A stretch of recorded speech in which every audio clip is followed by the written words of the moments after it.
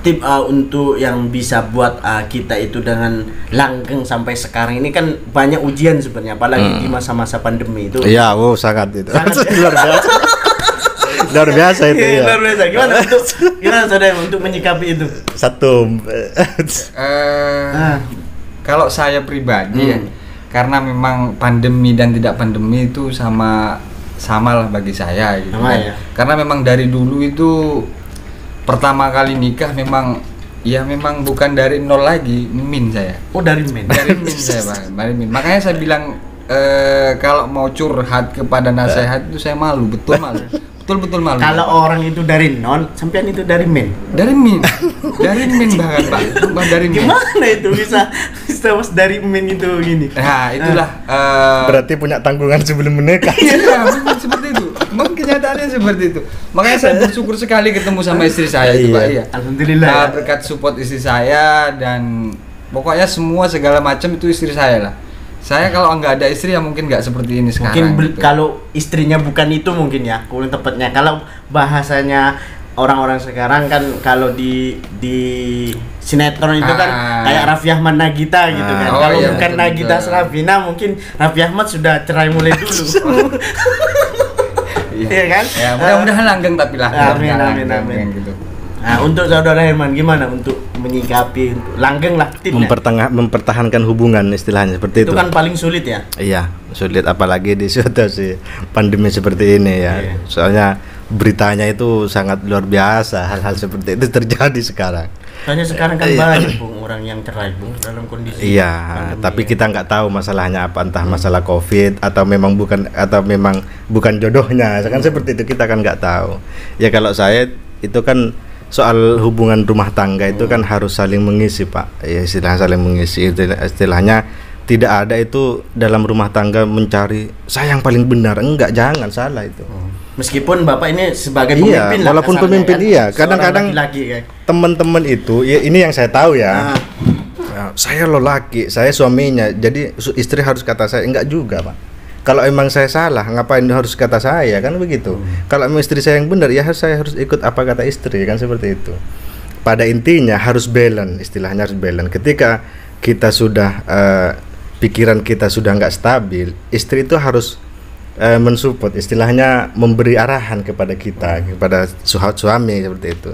Tapi ketika suami istri juga nggak stabil, dalam keadaan pusing apa dan segala macam, kita harus bisa memberi obat pusing lah, obat ya. Saling Jadi imbang seperti ya. Jangan sampai mencari karena saya laki terus harga diri takut direndahkan.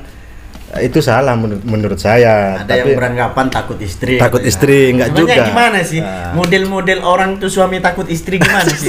Definisi yang sebenarnya menurut kalian itu. Karena saya ini kan belum ke sana, Pak. Saya apa sih sebenarnya? Karena menurut saudara Herman definisi orang suami takut istri itu gimana? Iya, nggak bisa sih saya juga menjelaskan apa bisa saja saya juga dibilang suami takut istri bagi orang-orang yang memandang saya kan seperti itu kan. Ya pada intinya apapun yang dilakukan istri kalau emang itu salah harus ditegur Pak, harus diluruskan. Iya, apapun itu seperti itu. Kita akan pasti melakukan kesalahan juga dan istri juga akan menegur kita. Jadi nggak apa-apa istri. Nggak apa-apa. Kita kan manusia Pak. Oh iya. Manusia. Jadi tak selamanya laki-laki itu benar seperti itu. Jadi kalau hubungan sudah seperti ya alhamdulillah saya dulu kan semenjak menikah itu saya kan sampean nggak berangkat dari men katanya saudara. Iya, soal dari itu kan tergantung penafsirannya kita pribadi kan.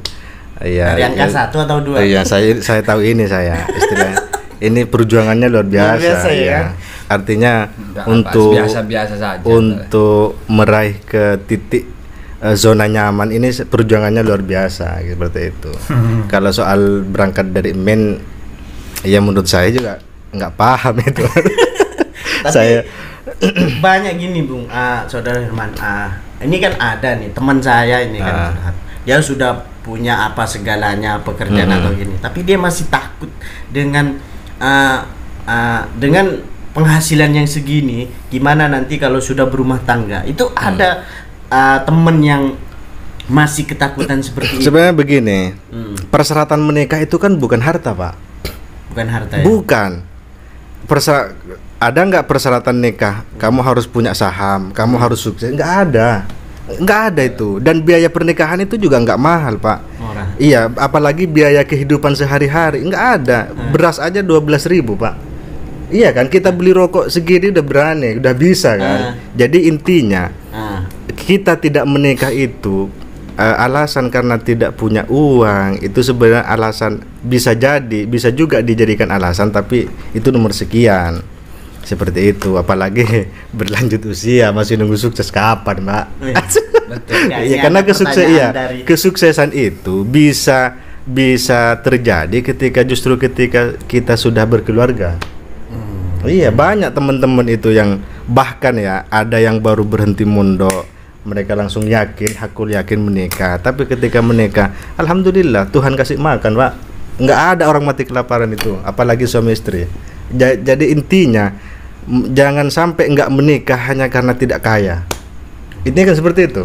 Ingat untuk teman-teman yang belum menikah, jangan takut menikah karena belum kaya, gitu kan. Karena biaya nikah itu murah.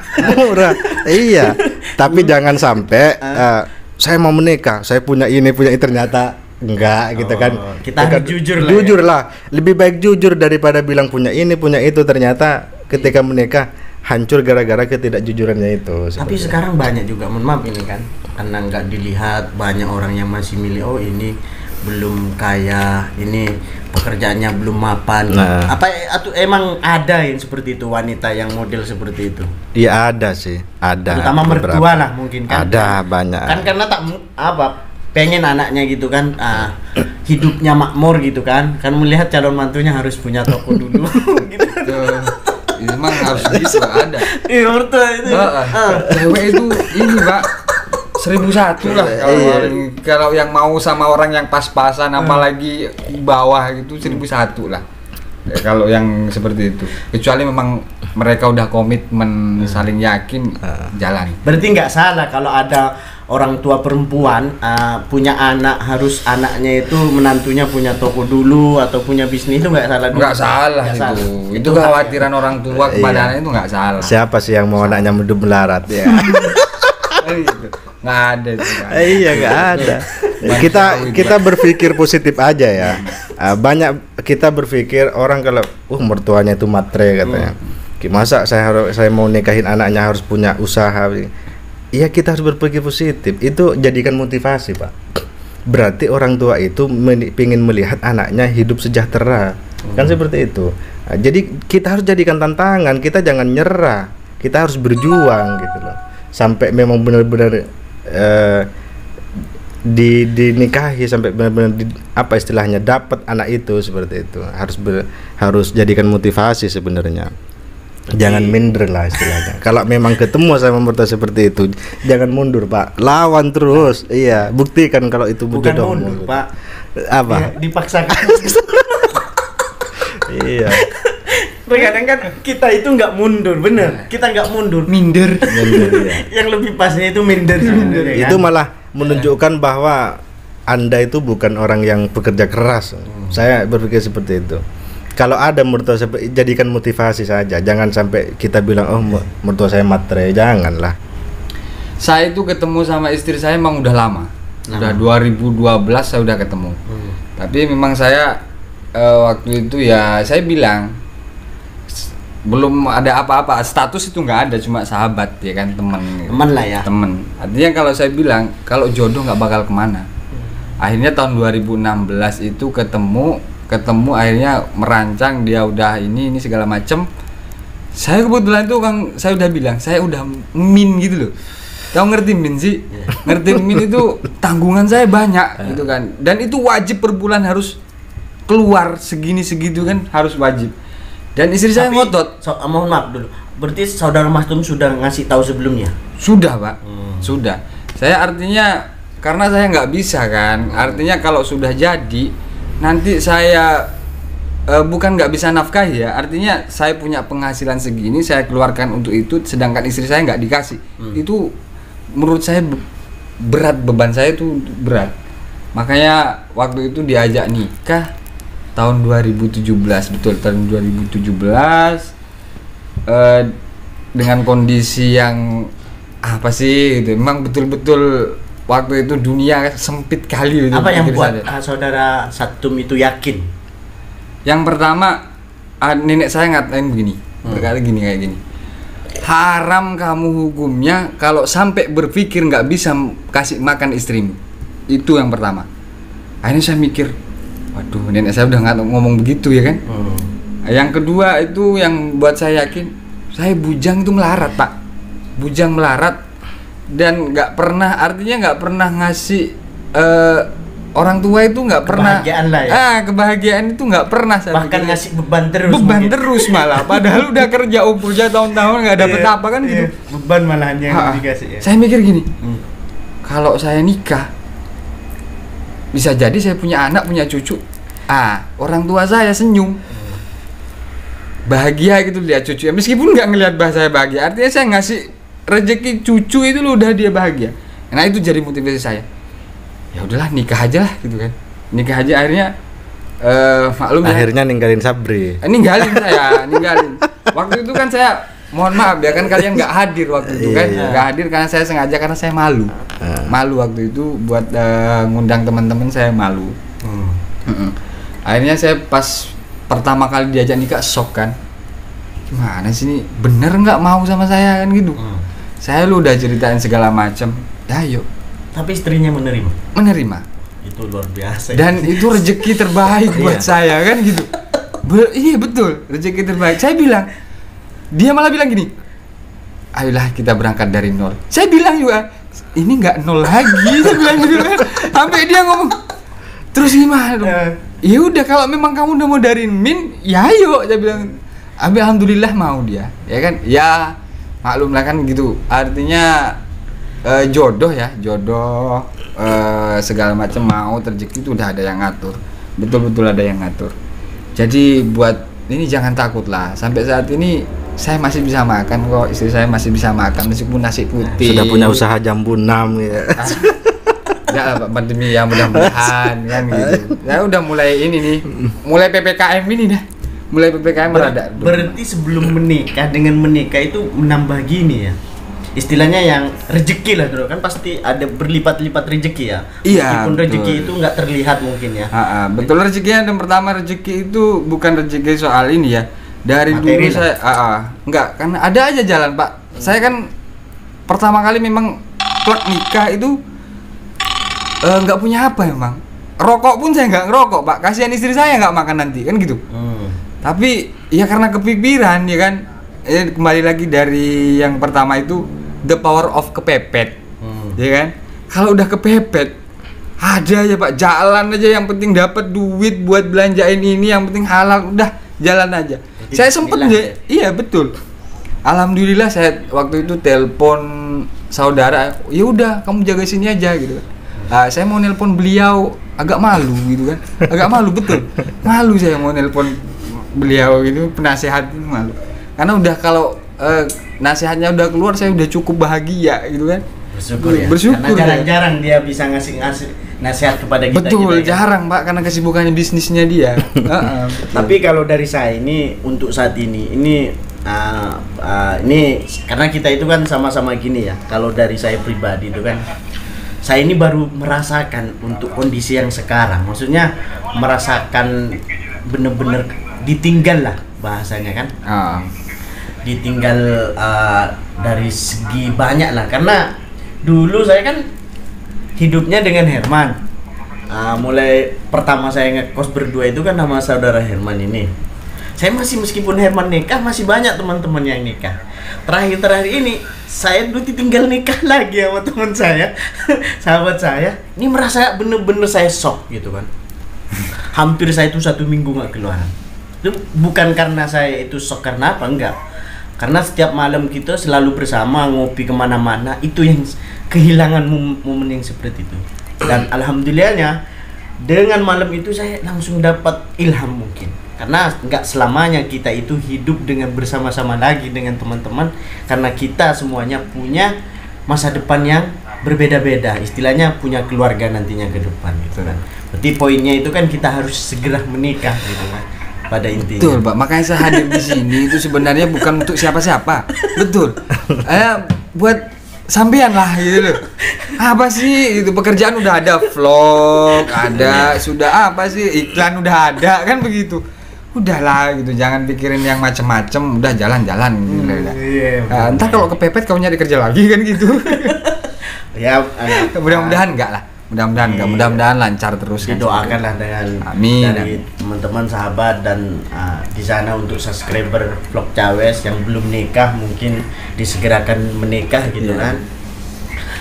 Ini kan banyak ini kan persoalan keluarga ini. Ada yang sekarang itu yang lagi trending nih Bu. Maksudnya kita kan sahabatan sudah lama gitu kan. Ada yang kemarin itu di media sempat ada sahabatnya sendiri itu nikah terus cerai, terus dianggapannya saya seperti Herman lah mungkin karena sahabatan. Herman cerai, saya juga cerai. Herman menyerahkan istrinya demi mantan istri saya gitu kan. Menurut saudara Mastum sebagai kita itu apa sih sebenarnya kok bisa seperti itu terjadi mungkin? Waduh, kalau mau mencerai saya mohon maaf. Enggak, maksudnya dalam enggak pengalaman saya, Pak. Mudah-mudahan enggak gitu kan. Enggak, maksudnya dari ini konteks persahabatan gitu kan. Maksudnya kalau dari sudut pandangnya saudara Mastum, kok orang itu bisa gitu kan dengan itu. Nyerahkan istrinya ke sahabatnya gitu, mantan istri gitu maksudnya. Enggak, ini kan sama-sama nikah gitu, sama-sama cerai. Terus ini kan deket Pak, umpamanya saya sama Herman dekat. Tiba-tiba saudara Herman ini nikah dengan istri saya gitu kan, dengan 2 bulan jaraknya, mungkin 3 bulan atau 2 bulan gitu kan. Dari konteks saya sudut pandang dari sahabat lah, gimana menurut saudara Mas Tun? Iya, kalau dari agama yang jelas sah kan, sah. Cuma secara kita lah, secara ya ini. Kemungkinan temannya tulus kan gitu. Saya nggak berpikir jauh-jauh lah, tulus mungkin temannya kan seperti itu. Tapi kalau menurut saya pribadi itu saya nggak bisa ngapa-ngapain, Pak. Nggak bisa ngomong apa saya kalau kayak gitu. Artinya ya mau gimana lagi gitu, dia mereka udah cerai. Artinya mau diambil sahabatnya juga ya nggak jadi, mau ngapain lagi, karena kebetulan orang cerai kan nggak mungkin nggak ada problem kan gitu. Mungkin dia nyaman sama dia kan gitu. Ya sudah ya, seperti itu ya lah. Mungkin positif aja saya lah, tulus mungkin temennya kan gitu. Nambah daripada kebuang orang lain nggak bisa silaturahmi, mending diambil sahabat sendiri kita, kan. Iya. Rezeki silaturahmi jalan rezeki kan gitu. Nggak jauh lah ya. Nggak jauh kan gitu. Cuma ya minder dikit nggak apa-apa lah. Lama-lama juga nggak minder kan gitu. Ya tahu ya sudut pandang saya. Kalau dari sudut pandang saudara Herman yang pengalamannya luar biasa. Tapi jujur kalau masalah cerai itu nggak ada pengalaman. Mudah-mudahan doakan ya, mudah-mudahan nggak ada sampai seperti itulah. Mungkin saudara kalau nambah lagi mudah-mudahan kalau ada niat kan ya, ada niat. Tapi enggak lah kata orang. Saudara Herman gimana sudut pandangnya? Nah kan belum punya pengalaman tapi sedikit gini lah. Ini gambaran buat persahabatan lah, karena kan kalau menurut saya, karena sahabat itu menurut saya pribadi sih itu segalanya buat saya kan. Maksudnya dibandingkan, maksudnya oke lah karena istri atau gini, tapi kalau ditukar kayak sahabat karena yang tahu betul tentang sebelumnya kan, sebelum saya mengenal istri atau pacar itu kan kita kenal dulu sama sahabat kita gitu kan, pada intinya gitu. Maksudnya gimana? Nah, ini kejadiannya di mana, Pak? Ada di sebelah. Tapi bukan orang-orang sini lah. Gimana menurut saudara Man? Sudut pandangnya lah. Kalau saya sih memandangnya ya nggak terlalu gini ya. Soalnya kan itu kan kembali lagi ke pribadinya masing-masing ya. Soal perceraian itu terlepas dari setelah bercerai mau menikah dengan siapa, itu kan ibaratnya ya jodoh lah ya, kembali ke jodoh. Tapi kalau kita masih mau berpikir mengorek-ngorek sesuatu kesalahan orang lain, kita bisa saja oh itu kok tega kan, seperti itu kan. Tapi kalau kita berpikir positif, ya sudah itu jalannya kan, seperti itu. Qadarullah lah, nggak seperti itu. Yang jadi permasalahan kan karena hubungan sahabat. Seandainya bukan sahabat kan nggak ada masalah kan, seperti itu. Toh juga apa istilahnya, jodoh kan sudah ada yang ngatur Pak, kan seperti itu. Ya pada itu ya kembali lagi ke pribadinya masing-masing seperti itu kan. Kita tidak bisa mengeklaim mereka itu salah, seperti yang tadi, kalau kita mau mengorek-ngorek permasalahan itu ada aja masalahnya. Ya kok bisa, kok tega kan seperti itu. Tapi kalau memang itu dilarikan saja ya udah takdir. Ya sudah, kita mau ngapain kan seperti itu. Ya iya mungkin kan? ada bisik-bisik begini. Ya soal itu kan saya nggak kenal sama orangnya, Pak. Ada gitu. Gimana istrinya enak gitu kan? Ya nggak tahu lah. betul Itu kan. Nah, Itu kan urusan hubungan itulah. keluarga. Kita hanya seperti positif itu. aja lah mikirnya kan Positif. gitu. Seperti yang diajarkan guru kita, apa istilahnya? Husnudzon, ya kan seperti itu. Apapun yang terjadi, husnudzon, ya kan seperti itu kan. Minimal kita mempelajari itu, Pak, dari guru-guru kita kan seperti itu. Ya kita itu berpikir positif, Pak. Bukan untuk mengorek itu, cuma kita itu kan sebagai pelajaran karena ya mudah-mudahan kita. Ya mudah-mudahan tidak terjadi lah. Maksudnya ini kan karena ngomong sahabat gitu kan, kebetulan dia juga sahabatan dengan mantan suaminya gitu, maksudnya gitu. Maksudnya ini arahnya ke situ, bukan saya harus masuk ke sana, ranah sana, enggak. Cuma ini konteksnya lebih ke sahabat gitu, maksudnya kan gitu kan. Dan permasalahan itu juga terkadang kan mau tidak mau pasti sering kita lihat di sekitaran kita gitu. Makanya kita itu nanya lah sebagai penasehat gitu, penasihat hidup gitu. Karena saudara Hemor kan pengalamannya luar biasa. Betul, dari cara bahasanya saya suka betul, masuk gitu loh. Kalau bahasanya ininya kalau mau nyari ademan itu ya kayak Herman sudah gitu. Kalau nyari nasihat. Kalau saya nyari nasihat ke Sapri nggak mungkin kan gitu. Nggak mungkin. Karena ya titelnya itu beda gitu. Titelnya beda. Kalau mau ngomongin bisnis segala macam, rumah tangga saya selalu curhat sama beliau. Berarti beliau ini termasuk komplit ya? Komplit, memang komplit, Pak. Betul. Makanya dia betul komplit ya. Setiap permasalahan pasti bisa dipecahkan. Bisa dipecahkan. Saya suka curhat juga, bisa dipecahkan, Pak. Bisa. Suruh lanjutkan. Itu seperti yang tadi itu kan karena bukan temennya, kalau temennya kan heboh. Iya betul. Makanya kita ini kan sahabat, makanya ada apa-apa lah sharing lah gitu. Kalau sampean sharing ke saya, kemungkinan dia apa yang saya alami gitu saya kasih tahu. Tapi kalau untuk mencahkan masalah ya kemungkinan ke penasehat lebih. Tapi saya tuh agak kecewa dengan sahabat-sahabatku sendiri sebenarnya. Kok bisa saya ditinggalin gitu kan, sendirian gitu kan, apa gitu kan. Ya sebenarnya soal itu, Pak, ya kita bukan ninggalin sebenarnya. Seperti yang tadi itu sudah ada fasenya. Istilahnya sudah, kamu menikah tahun sekian, itu sudah ada, takdirnya sudah ada gitu. Cuman ya mungkin kamu kurang yakin paling. Betul. Saya sudah bilang kok. Yakin aja lah gitu. Kemarin udah ada beberapa itu kan. Dibilang cantik ya cantik, kaya ya kaya gitu. Ya karena nggak mungkin cewek sini nggak mau mandang cantik sama kayaknya gitu kan. Ya saya nggak tahu lagi. Saya cuma cari yang enak, Pak. Betul. Surga dunia enak, Pak. Makanya cepetan gitu. Ya mungkin kali ini dicukupkan dulu, nanti bisa dilanjut dengan sahabat-sahabatku yang lain. Kurang lebihnya kita mohon maaf. See you next time. Thank you.